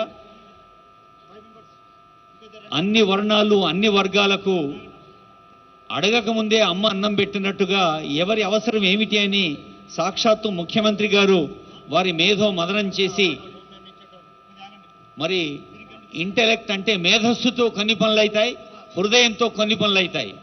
అయితే ఆనరబుల్ సీఎం గారు, ఆనరబుల్ కేటీఆర్ గారు, మరి తెలంగాణ ప్రజాప్రతినిధులు, they are the right and real combination of intellect and heart. మీలో చాలా మంది యూత్ ఉన్నారు. ఇప్పుడు ప్రపంచం అంతా ఆర్టిఫిషియల్ ఇంటెలిజెన్స్ డామినేట్ చేస్తుంది, ఏఐ. కానీ మన తెలంగాణలో హార్ట్ఫుల్ ఇంటెలిజెన్స్, కేసీఆర్ గారైనా కేటీఆర్ గారైనా హృదయపూర్వకమైన హృదయ స్పందనతో ప్రజల అవసరాలు గుర్తెరిగి అభివృద్ధి సంక్షేమ కార్యక్రమాలకు శ్రీకారం చుట్టి ప్రకటనను అమలు అయ్యే విధంగా, ఆచరణలో అయ్యే విధంగా మరి ప్రజల్లోకి తీసుకెళ్తున్నారు. మనం ఏదైనా ఒక మంచి మాటను 10 మందికి చెప్పడం అంటే అది సరైన రీతిలో ప్రజల్లోకి తీసుకెళ్ళటం, ప్రజల హృదయాల్లో పునః ప్రతిష్ఠితం చేయటం. నిన్న ముఖ్యమంత్రి గారు తెలంగాణ రాష్ట్రం పలు దిశల అభివృద్ధి చెందుతున్న విషయాన్ని శాసనసభలో స్ఫూర్తిమంతంగా వారి సందేశంలో అందించారు.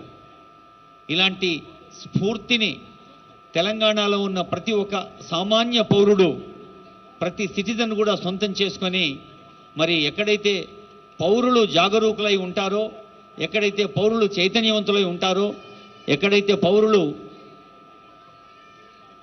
ఆచరణపూర్వకమైన జ్ఞానంతో వర్తిస్తారో ఆ రాష్ట్రం ఖచ్చితంగా ముందుంటుంది అని మన తెలంగాణ రాష్ట్రం ఇప్పుడు రుజువు చేస్తున్న తరుణాన్ని చూస్తూ ఉన్నాం. మరి అందరం దయచేసి దూరంగా ఉన్నవాళ్ళు కూడా ఉండండమ్మా. అందరం లేచి నిలబడి ప్రతిజ్ఞ చేయాల్సి ఉంటుంది జాతీయ చేనేత దినోత్సవ సందర్భంగా.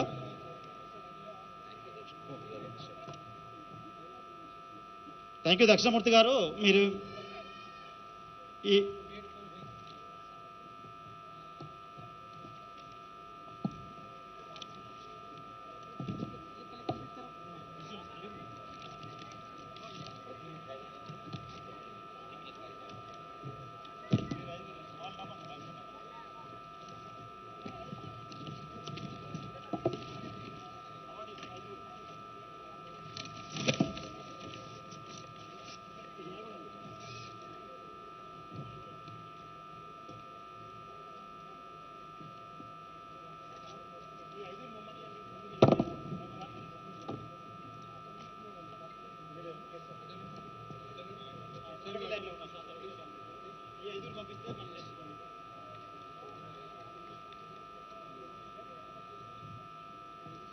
ఇందాకే అనుకున్నాం కేటీఆర్ గారు ఎక్కడుంటే అక్కడ చాలామంది అటు మన హైటెక్ సిటీ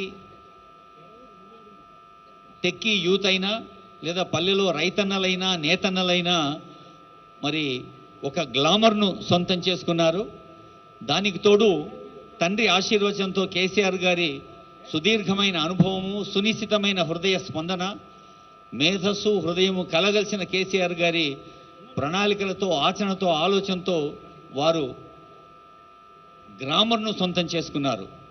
అలాంటి ఆనరబుల్ కేటీఆర్ గారి ముఖ్య ఆతిథ్యంలో ఈరోజు తెలంగాణ రాష్ట్ర వ్యాప్తంగా ఉన్న లక్షలాది నేతన్నల కుటుంబాలకు ఎన్నో లబ్ధి చేకూర్చే దృశ్యాలను చూసాం. ఇప్పుడు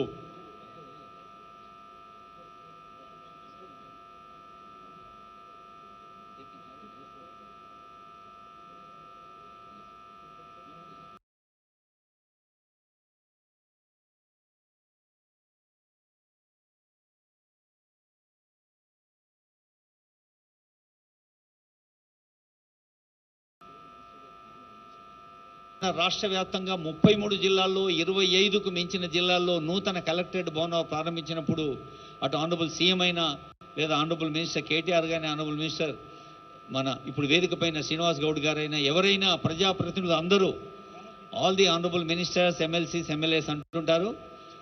ముఖ్యమంత్రి గారి ఆలోచన ఆచరణలో పెట్టేది capable and efficient and dedicated officers. మన సీనియర్ ఐఏఎస్ అధికారులు మన సిఎస్ గారి మార్గదర్శనంలో మరి సీనియర్ ఐఏఎస్ అధికారులు ఎందరో, అలాగే ఇటు సివిలియన్ అంటే ఐఏఎస్, ఐపీఎస్, ఐఎఫ్ఎస్, ఐఆర్ఎస్ అధికారులందరి యొక్క సామూహిక కృషి వల్ల, సమష్టి అంకిత భావం వల్ల సామాన్య ప్రజలకు సేవలు ప్రాక్టికల్గా అందుతున్న వైనాన్ని పెద్దలు చెబుతూ ఉంటారు ఎప్పుడు. అందుకని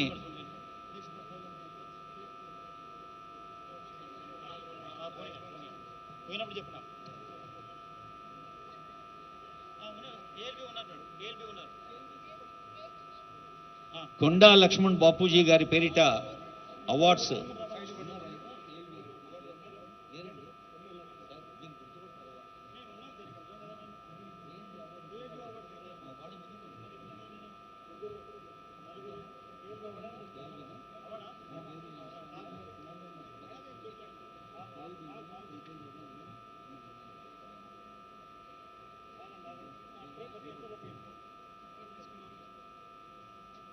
సార్, అవార్డు తీసుకున్న వాళ్ళు కొంచెం పక్కకు తొలగితే నూతన అవార్డీలు వస్తారు. ఒక్కొక్కరికి ఒక్కో ఫోటో కాకుండా అవార్డీస్ అందరికీ కలిసి గ్రూప్ ఫోటో ఉంటే కూడా మీరు ఆనందిస్తారు. ఎప్పుడు విజయం సామూహికం కావాలి. Any victory should be A collective effort. విజయాన్ని పదుగురికి సొంతం చేయాలి. ప్రతి ఒక్కరూ విజేతగా నిలవాలని ఒక పాజిటివ్ నోట్ అందిస్తోంది యావత్ తెలంగాణ రాష్ట్రం అన్ని సందర్భాల్లో.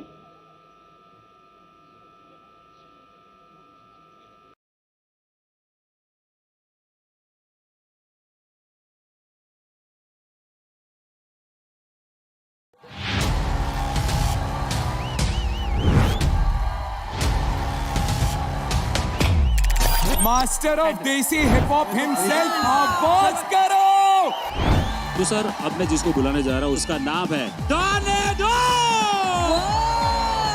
सच में ये तूफान था।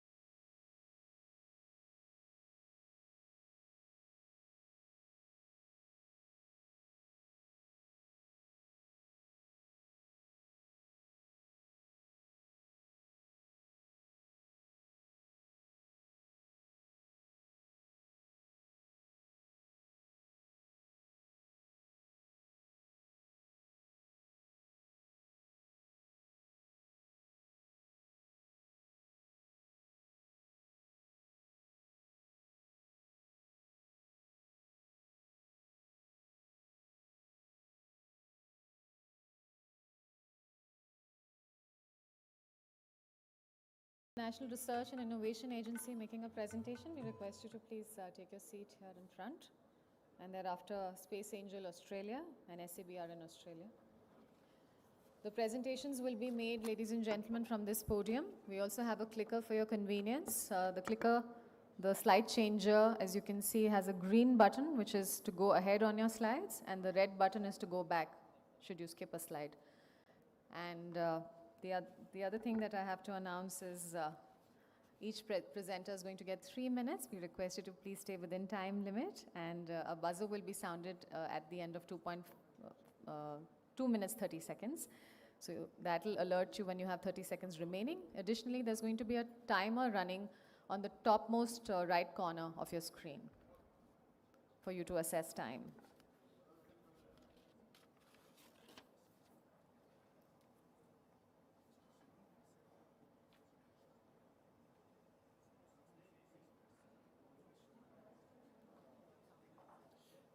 Excuse me, just to be sure, I'm from Dassault Aviation. Do you have the slides here on The slides are going to be with the console, but I'll so they have it. I'm sure they'll have it. If you've submitted them, they'll have it. Okay. You've already given them, right? Because yours is the fourth one. I mean, this sixth actually, because first we have industry bodies. Okay.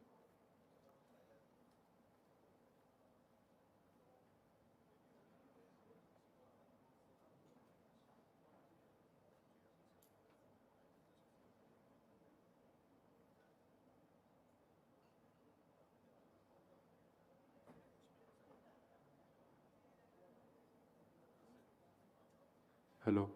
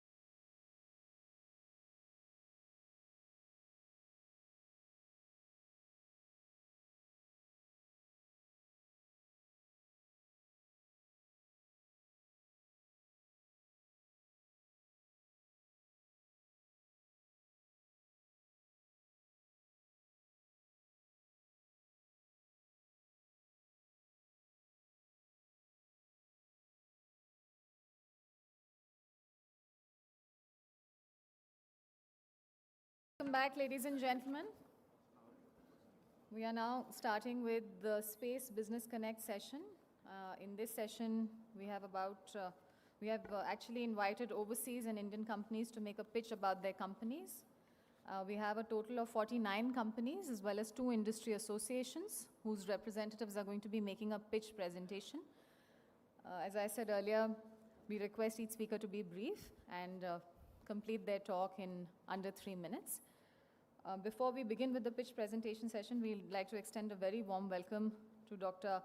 Pavan Goenka, Chairman InSpace, who's going to be chairing this session. We extend a very warm welcome to Mr. Somnath S., Secretary, Department of Space and Chairman ISRO, seated on the head dais. And we also extend a very warm welcome, ladies and gentlemen, to Dr. Vinod Kumar, Director Promotion InSpace, and Mr. Shantanu Bhattavdekar, who's the Scientific Secretary of Indian Space Research Organization. Let's extend a hand and welcome the dignitaries in our midst. And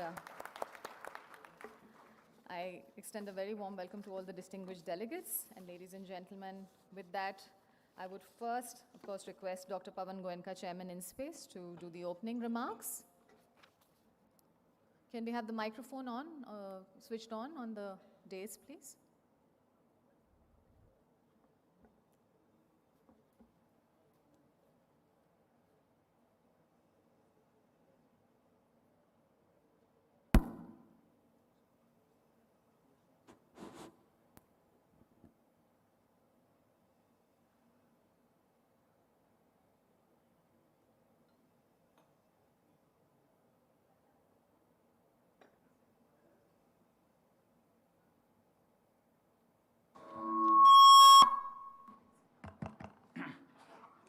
Good afternoon, everyone. Secretaries, DOS, and my other colleagues here. Welcome to the grand finale of a hectic 2 days of schedule. And as was mentioned by Swarya, that we have about 50 people who will be presenting their pitch on their company. And this will be a Guinness Book of World Record probably for 50 people to finish their talk in 2.5 hours. And that too engineers and scientists and business people. So no politicians though. So, so let's see how we manage that. But let me just say it's in a way continuation of what we talked about in the morning, where we talked about what each country is doing, and now we are talking about what some of the companies are doing. We have a very good lineup of companies that will be making the presentations. And I think you will find, as I looked at some of the presentations, that fair amount of work is happening all over the world. Something that none of us perhaps have a full view of. And when we go through this impressive presentation, we will really realize that private sector has come of age when it comes to the space sector. I'm going to request my colleague, Dr. Vinod Kumar, who is Promotion Director in space, to make an opening statement, and then we will start the presentations.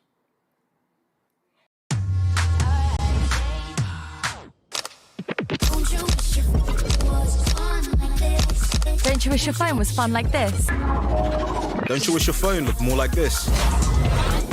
Don't you wish your phone could flex like this?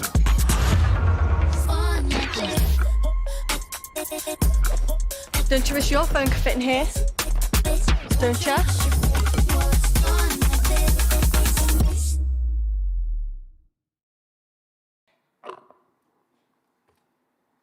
Thank you, sir. Respected Sri Somnathji, Secretary Department of Space, and Dr. Pawan Goenka, Chairman in Space.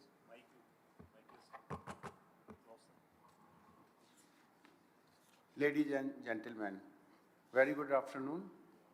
On behalf of G20 SELM Organizing Committee, I extend a warm welcome to all of you to this amazing Space Business Connect session. During this session, this presentation are planned by global space industry. It is indeed a very significant day as we gather here to witness the cutting-edge innovation and capabilities of space industries from around the world. Friends, we are witnessing a new space era in human history where the space industries are working to revolutionize our understanding of the universe.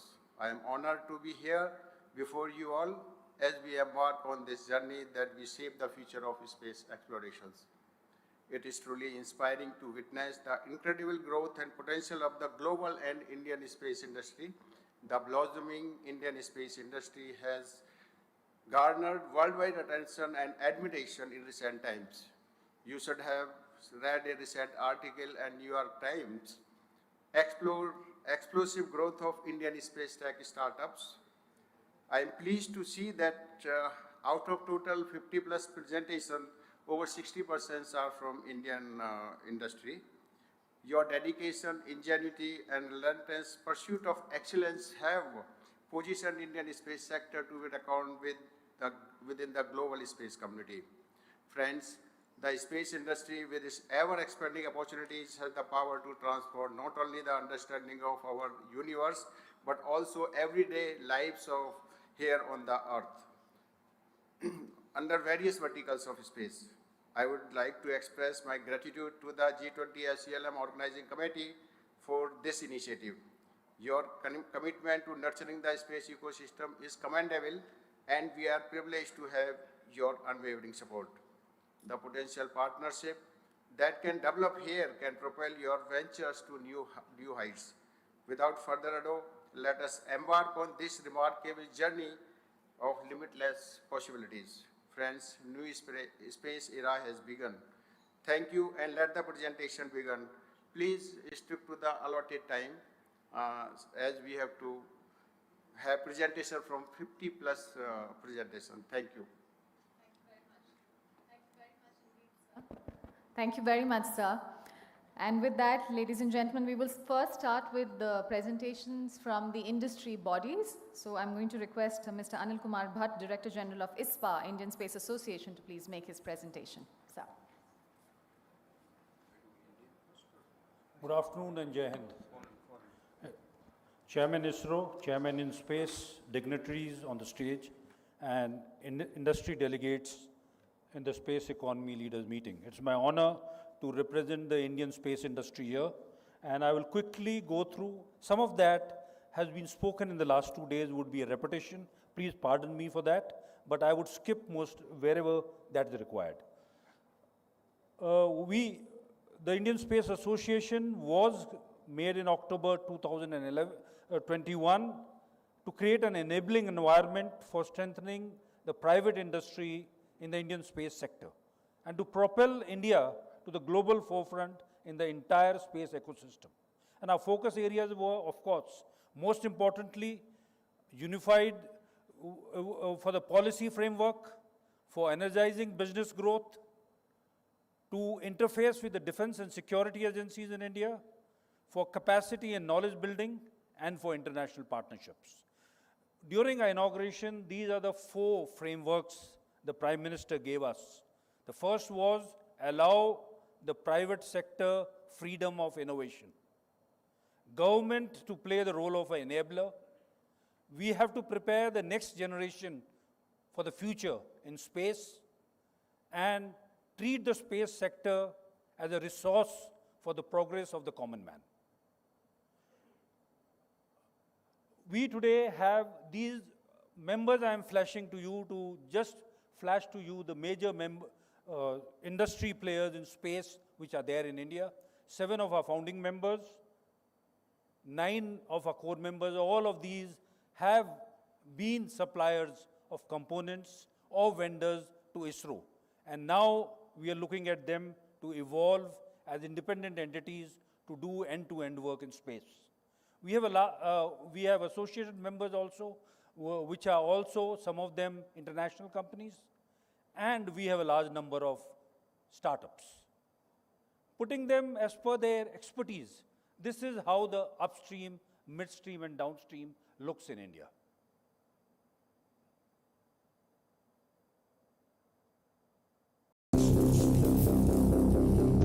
Stay cool. Play hard. Presenting the all-new Kia Seltos, the badass reborn. Kia, movement that inspires. This slide was flashed yesterday by the chairman of InSpace. What I wanted to add is from September last year, when the draft telecommunication policy was taken out, and thereafter the draft geospatial policy, and in April this year, the release of the space policy, these have been very important events in the growth of the Indian space sector. And we are awaiting the FDI policy, which we are hopeful will be coming very soon. Notwithstanding that, activities by our industry members have already started in India. This is how the startups have grown today, with a total about 148 which are there recorded, and much more who have registered themselves with InSpace. The chairman ISRO, in one of his talks 6 months back, coined a new word called the National Space Enterprise of India. And what he said was, beyond ISRO, now it is NSIL, InSpace, the entire Indian Space Association and the entire Indian space industry, that includes startups and academia. And all these which form the space enterprise would lead India's future space journey. Of course, many of our industry members will be supported and handheld by ISRO, which has a legacy of more than 60 years.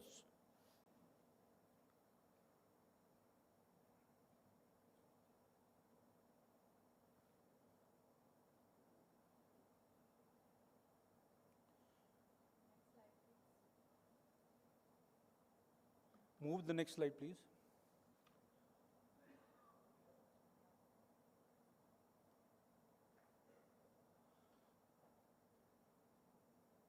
We have had a very positive indication even before the government had announced the policy in 2020, and this is the kind of investment which our startups received in India. And every year it has been increasing, and in 2023, we are very confident that it will cross the figures which are there for 2022.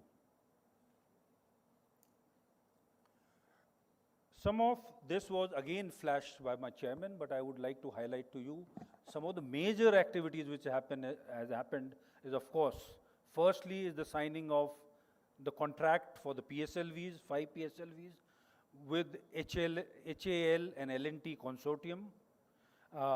Then is Skyroot, which was a startup which just came up in 2018 and was able to launch in November 15, 2021.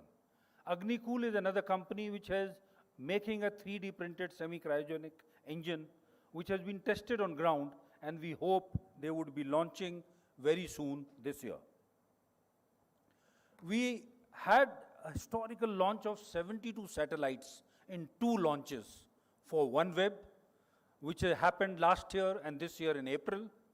Digantara, again a startup, has successfully launched the world's first commercial space-based weather monitoring systems.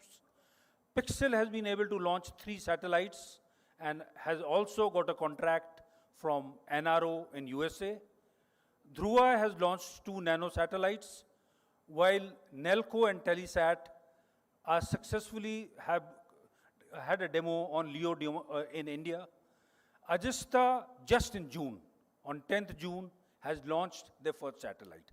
These are just some of the many successes we have had in the last 1 year after the new policy was announced.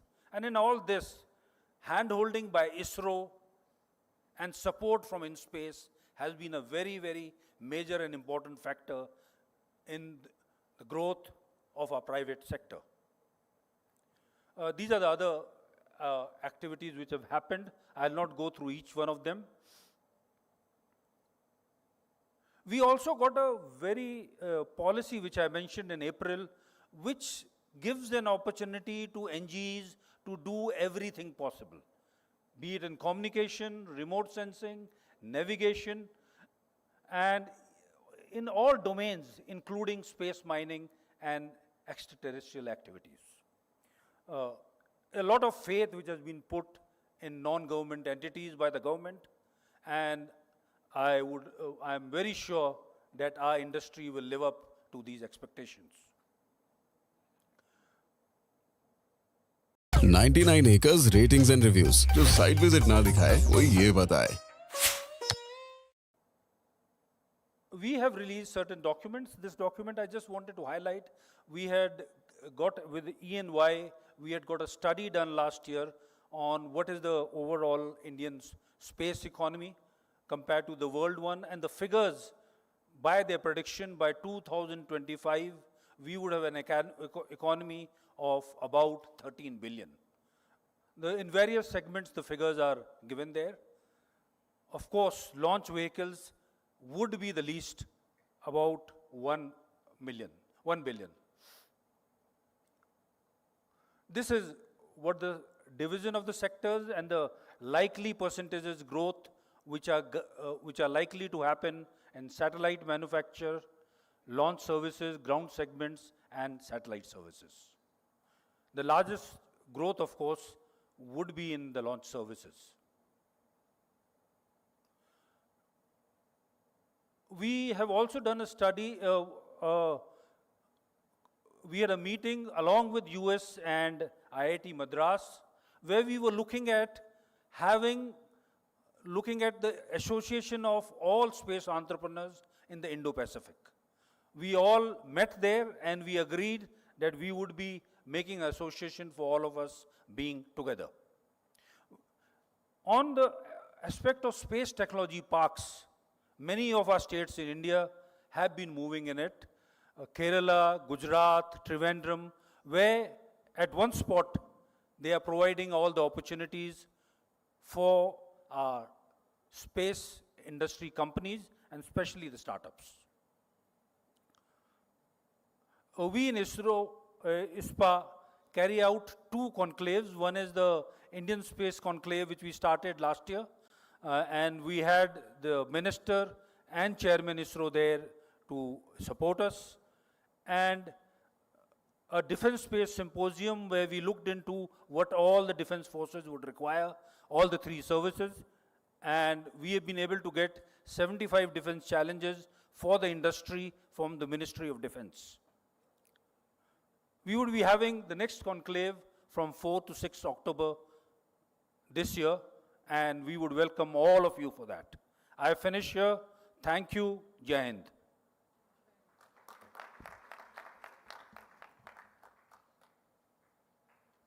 Thank you very much, sir.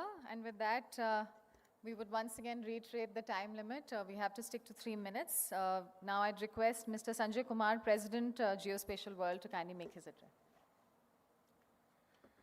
Thank you very much and very good afternoon. Thank you to Dr. Somnath and Dr. Pawan for giving us this opportunity to talk about. I will be talking on behalf of the global geospatial community, a community which is more on to the downstream applications of space infrastructure, and my title would be more about space infrastructure and geospatial value for the world economy and society. Looking at what's happening around us is a lot of change which is on the rise is climate change, disasters, wasteland, or inflation. And the consequence of that is depleting agrofields, water scarcity, depleting natural resources, flora and fauna, and very important, depleting wealth of the nations. Especially in the last 3-4 years, a lot of wealth has gone away from us.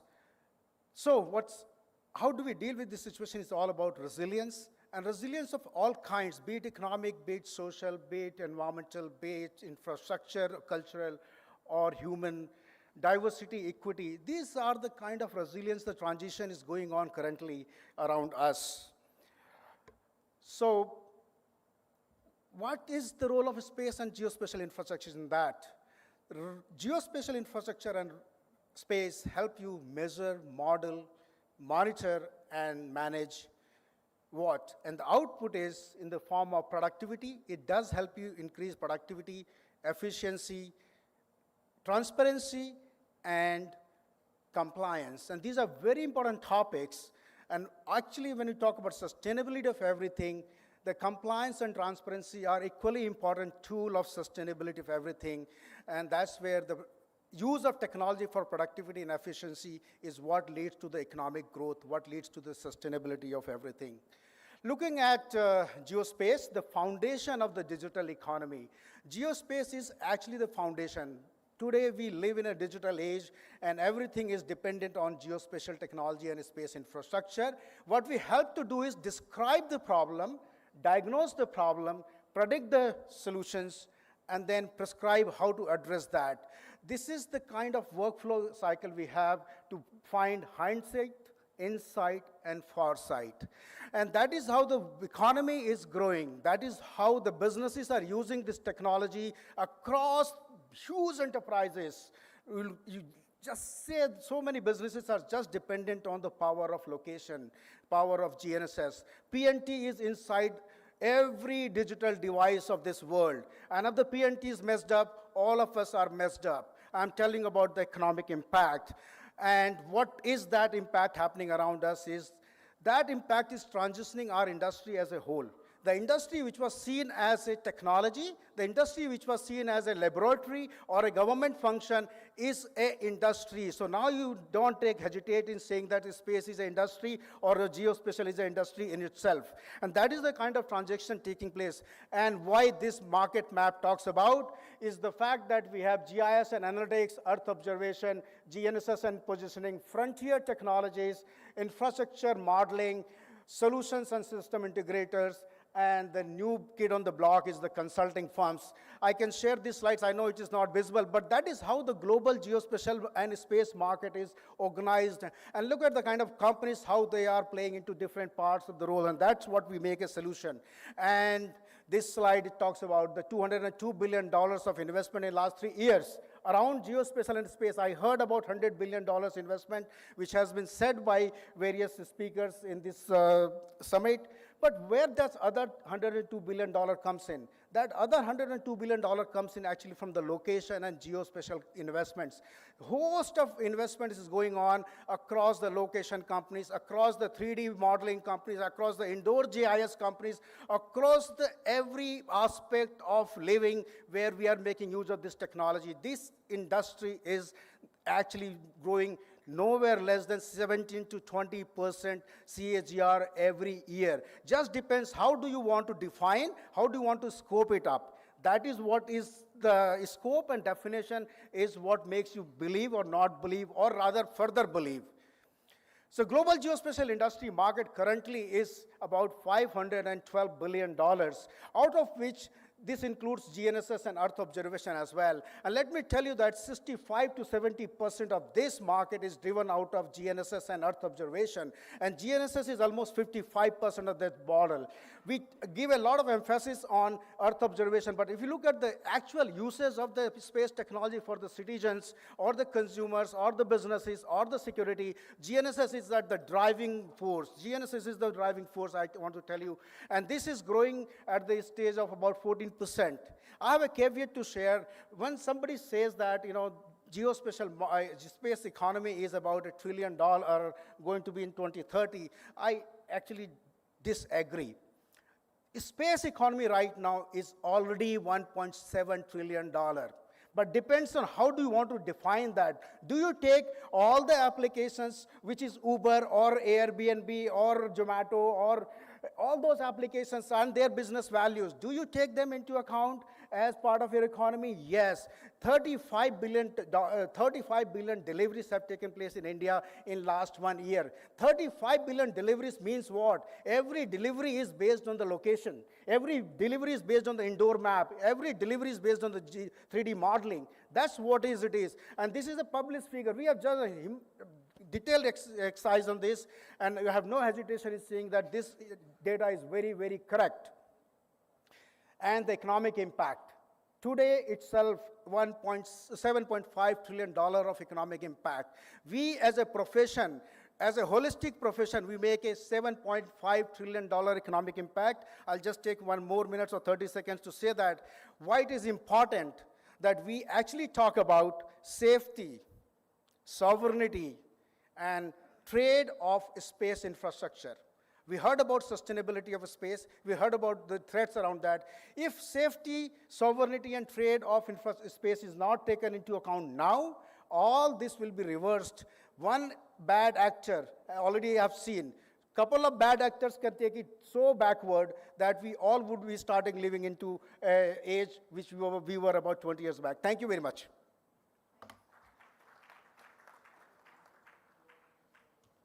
Ladies and gentlemen, I'm now going to request PT Pacific Satellite Nusantara, Indonesia, and to all the speakers, the presenters, I'd like to inform you once again now that we have a buzzer which is going to sound at the end of 2 minutes 30 seconds, and so that will alert you that you have 30 seconds remaining. You will also have on the top right of all screens the countdown timer running so that you're aware of time. Let me now invite PT Pacific Satellite Nusantara, Indonesia. Sir, you can also do it from here. Before it starts, just for the knowledge of people from outside India, one of the areas where India has made significant opening up in this year is in the data availability. Geospatial policy was launched earlier the year, and space policy, and both have now made the space data very easily accessible to anyone and everyone. And there's no approval required of any kind for data below 30 centimeter resolution, or data less than 30 centimeter resolution. Technology has changed over the decades, and that's made music and audio more accessible than ever. With Google, we have a design paradigm that we call adaptive UI, modeled after Google's material design. Users' audio is available in every moment of their life. People are able to express themselves in ways that we couldn't have imagined. Thank you very much. For ladies and gentlemen, for the time and for the head of delegation. We are from Pacific Satellite Nusantara. We are a private company in Indonesia. actually is number 2 for satellite. Usually the number 1 is PT Telkom, is state-owned, but we are growing step by step. Okay, next one. Oh, sorry. So we already 32 years. 1991, PSN is being as a startup at the time. Then we are operating for the beginning as a incline orbit satellite because we don't have money. So we are, but we try to giving solution in the rural area with the motorized antenna and everything's underdeveloped by ourselves to make it incline as a business. And then the second, in 2000, we are together with Lockheed Martin is become MSS, Mobile Satellite Services, at the time as for L-band. And then 2009, we are one of the biggest become cellular backhaul for the GSM using satellite, at that time still using C-band.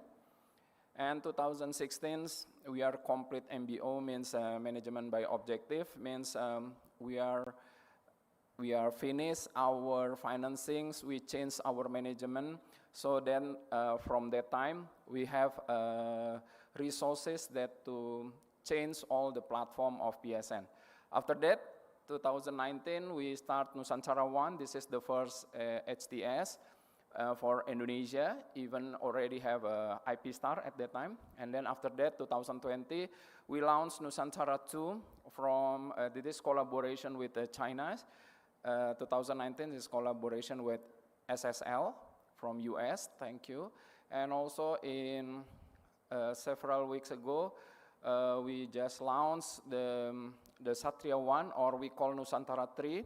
It's a Satellite Republic Indonesia. This is the first collaboration with the government, 150 gigs.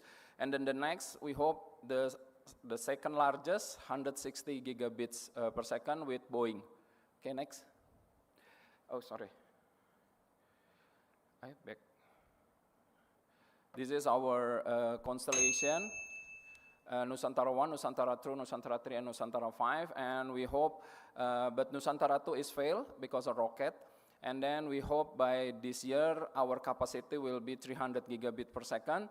And we are still designing another satellite. Our target by 2 years more is like 600 gigabit per second. This is our payload and capacity. Okay, enough, I think. Okay, finish. Basically, we are changed it to KA band from C band, from KU, then we changed because the capacity not enough anymore. And then, because I'm a head Secretary General for Satellite Association in Indonesia, Indonesia is growing like 65% only for the satellite. So satellite industry in Indonesia is a very high increase. Thank you very much. Thank you very much, sir, for staying close to your time limit. Ladies and gentlemen, since we have over 50 presentations, I request you to please stick to time limits. We have to complete all the presentations. And I'm now going to request from Space Angel Australia, Mr. Ram Kuppuswamy, to join us on the podium. Also, I request all the industry body members, people at the back, to take front seats. The front seats are empty. We will take the country placards away very shortly, but we can always invite you to come and take these front seats. Sir, this is your clicker. The green button is for ahead and the red for the... Good afternoon, ladies and gentlemen. Chairman of ISRO, Chairman in Space. I'd like to keep the presentation light. I know it's after lunch. Our project from Space Angel is the Australian Space Super Corridor. We are proud to build the world's first green space pods. Our focus is to provide rapid rocket launches at a low cost from the green space pod. The vision is to will be built together as a public-private partnership with the Western Australian government as well as the federal government in regards to providing access to space. Our project is currently listed on the WA Western Australian Investment government website at the moment, and you can get more information from that.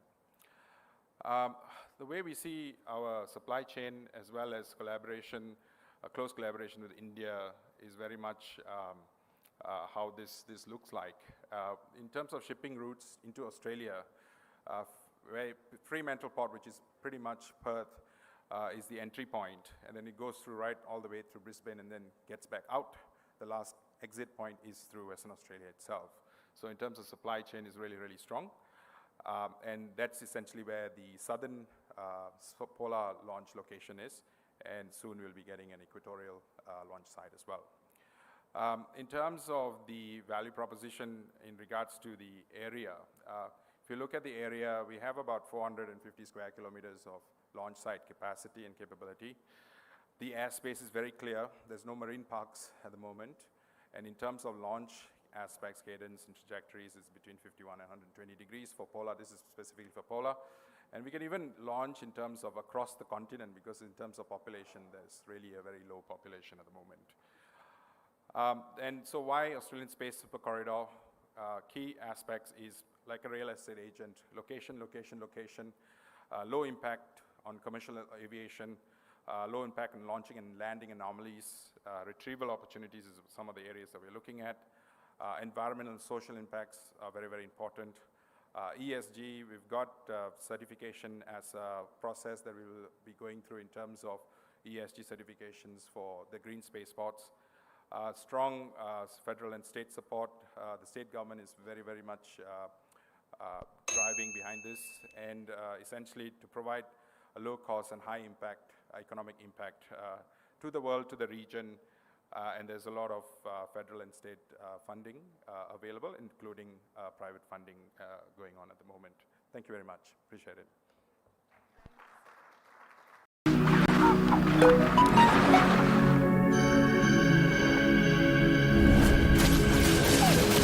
Please don't go. Please don't go. Please don't go. Don't go. Don't go away.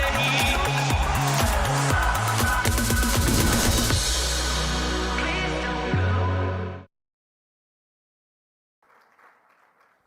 Thank you very much, sir. And before I invite the next speaker, I'm going to invite the next 5 to come and sit closer to the podium. Dassault Aviation France. So from Dassault Aviation, I request the delegate to, esteemed delegate to please join us here. The Exploration Company, we already have our delegate here. Imeria France, Share My Space France, and Leonardo Italy. And with that, I now request Dr. Abhilash Chandra, SCBR in Australia, to please make his presentation. Thank you. And namaskar, everyone. Dr. Somnath, Chairman of ISRO, Dr. Goenka, Chairman of InSpace. I'd like to thank you for inviting me here to be part of G20. Past 24 hours have been amazing, and I really want to thank everybody for that incredible experience. My background, my name is Abhilash Chandra. I'm Indian by descent, 3 generations removed from India, but India is still in my heart. I live in Australia now, so I've got the best of both worlds. I'm a little bit different to most people here. I'm a practicing vascular general and military surgeon. This is my 23rd year of service in the Australian Army. I've been an infantry soldier, medical officer, and now I'm the senior medical officer for 9th Brigade. I'm also an academic, so industry professor at UniSA and Future Industries Institute. And I'm also the founder and managing director of the Sabrin Group of companies. This background gives me a great opportunity to try and help deliver better healthcare to those who are in the world who need it the most. As we all know, 50% or more of the global population do not have access to adequate healthcare. The top left picture on this slide shows how the distribution of healthcare is globally. The darker areas are areas that do not have enough access to healthcare. So at this point, I'd made it my purpose to try and bring better healthcare faster to all the people who really need it. I've been developing the Sabrin eLife Pod. Basically, it's a transportable life sustainment pod that can provide an integrated emergency ICU and operating theatre capability. It can be transported by land, air, space, including the littoral zone, by a variety of different vehicles, which includes trucks, trains, planes, helicopters, amphibious vehicles, and boats. And when we look at starting to colonize extraterrestrial environments like lunar surface and Mars surface, I want to try and have the e-life pod also providing the best healthcare for our people on extraterrestrial environments. So the e-life pod is designed to have better diagnostic, better monitoring, and better treatment capabilities. It'll start off with ultrasound and X-ray. Future generations will have CT scanners. It'll have capability of managing airways, transfusing blood, and performing surgery. It'll have advanced telehealth capability, and it'll be built according to the United Nations Sustainability Development Goals. I want to work with India to try and build this e-life pod. My goal is to try and get the e-life pod to not only be useful for the Gaganyaan projects in the future, but also try and provide better healthcare for India and the world's poorest as soon as possible, being in line with the one Earth, one family, one future. These are my contact details. Please feel free to contact me with any questions or queries. Thank you very much. Thank you very much, sir. May I invite Dassault Aviation France, Mr. Philippe Da Silva. So, good afternoon. Okay, and thank you for this opportunity to be with you today. I represent Dassault Aviation, a French company, leader and pioneer in the aerospace industry, both in military and in commercial sectors. And we have in this domain a very long history of cooperation with India. In the space sector, we are primarily focused on the design of reusable space planes and lifting bodies, which are at the crossroad of aeronautics and space, and which can benefit the most from mature aeronautical technologies. And we have been involved in many spacecraft projects since the 60s, ESA programs, NASA program also. And in all these programs, we have always been committed to apply our proven technical aeronautic skills, making Dassault Aviation a unique player in the space sector. So we believe in synergies between space and aviation, and we believe these synergies will become increasingly strong, particularly to meet the growing needs of the commercial sectors. Many of today's space sector challenges are indeed those that aeronautics sector was able to address yesterday. That is what we did over this last century. I'm talking about reactivity, reusability, flexibility, reliability, and of course safety. And we believe that such vehicles, such space planes, is a smart and relevant solution to address these challenges. So space planes are indeed a missing asset of the global space chain value. I was just talking about technical challenge, but space planes also bring key operational capabilities, such as return from orbit, which is still poorly addressed today, and for which we need to come up with more innovative